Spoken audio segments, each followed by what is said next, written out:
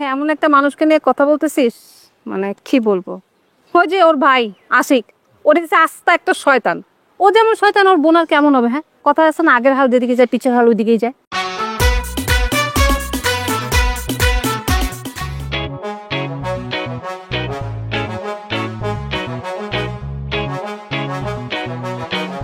কিরে বসে রইলে একলা একলা কোনো কাজ আসছে, কথা বলতেছোস? না না, কিন্তু তুই না টিউশনিতে গেছিলি, কখন আসলি? এই তো বাসায় এসে ফ্রেশ হয়ে তোর কাছে আসলাম। আচ্ছা শোন, আমার কিছু কথা ছিল, তুই কি আমার একটু সময় দিতে পারবি? হ্যাঁ হ্যাঁ, আমি তো ফ্রি, বল না।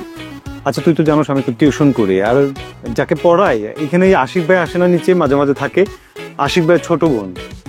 এখন ঝামেলা হয়েছে কি, মেয়েটা লাস্ট পরীক্ষায় 5 সাবজেক্টে ফেল করছে। এখন এই দায়িত্বে আমার কাঁধে পড়ছে, এই দায়িত্ব নিয়ে আমাকে পড়াইতে হইতেছে। এখন ওরা আমি পড়াতে যে ও এত গাধার গাধা, ওরা আমি কি পড়াবো? ও করে কি, ও চেয়ারে চুইংগাম লাগায় রাখে। আমি আজকে চা দিলে চায়ের মধ্যে লবণ মিশিয়ে দেয়, মানে এমন এমন কাজ করে না। আর আমি যদি তাকে শাসন করতে যাই কি করবে? ইমোশনালি ব্ল্যাকমেল করবে। আচ্ছা তুই তো মেয়ে, তাই না? একটা মেয়ে তো মেয়ের সমস্যাটা বুঝবে। এখন আমি কিভাবে আসলে এই বিষয়টাকে কাটাই উঠতে পারি, আমার বলতো একটু সাজেশন। হ্যাঁ, এমন একটা মানুষকে নিয়ে কথা বলতেছিস, মানে কি বলবো। ওই যে ওর ভাই আশিক, ওর কাছে আস্তা একটা শয়তান। ও যেমন শয়তান, ওর বোন আর কেমন হবে? হ্যাঁ, কথা আছে না, আগের হাল যেদিকে যায় পিছের হাল ওইদিকেই যায়। তো বড়টাই এমন শয়তানের শয়তান, ছোটটা কেমন হবে? শোন, তোর আমি একটা কথা বলি, ওরা পড়ানোর কোনো দরকার নেই, তুই টিউশন ছেড়ে দে। ছেড়ে দিব মানে? আরে আমি তো টাকার জন্য টিউশনি করাইতেছি, আর টাকা ছাড়া আমি কিভাবে চলবো? ফয়সাল ভাই আমার পাঠাইছি টিউশনটা করাইতেই হইব। তাছাড়া আমি যে ফ্যামিলিতে যাই, এই ফ্যামিলিতে আমার একটা রেসপন্সিবিলিটি তৈরি হয়ে গেছে। এরা আমাকে এত ভালোবাসে, আমাকে এতভাবে চায়, আমি তো ছাড়তে পারবো না। তাছাড়া আমি যদি ছাইড়া দেই, আচ্ছা তুই কি চাস আমি টিউশনটা একদম ছাইড়া দেই? ও বুঝতে পারছি, তুই তো প্রথমেই চাইছিলি আমি টিউশনি না করাই। আমি টিউশনি ছাই দিলে তোর বিজনেসটা আমি ধরতে পারি, তাই না? তোর ইচ্ছা এটা না? বল। মানে কি?